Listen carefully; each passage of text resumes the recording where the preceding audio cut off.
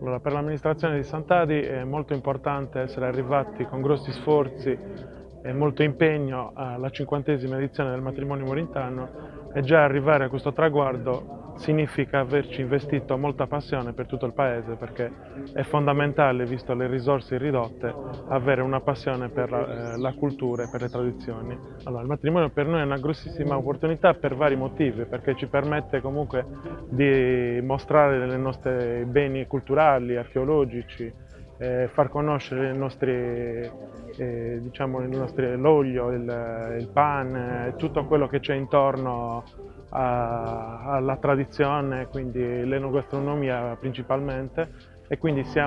ci permette di far conoscere il paese in tutte le sue sfumature, quindi,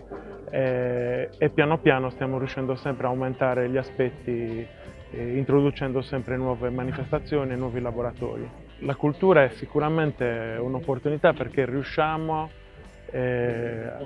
facendo anche eventi di nicchia come laboratori, a dare anche un'attenzione particolare a questo aspetto, perché non basta, diciamo, fare una manifestazione solo per portare la gente, nel senso puntare solo al turismo, però riuscire a conservare la tradizione, quindi riuscire negli anni a trasmettere alle nuove generazioni gli aspetti tradizionali è fondamentale. Quest'anno mi fa particolarmente piacere che, arrivati alla 50ª edizione, abbiamo un gruppo della Prolocco che sono giovanissimi, e quindi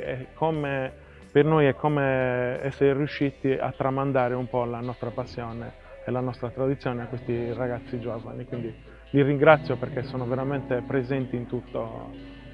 sono eccezionali. Quest'anno abbiamo uno sposo che è di Sant'Adi, e la sposa è di un paese vicino, quindi un augurio particolare, tantissimi auguri e buona fortuna per tutta la loro proseguo della vita.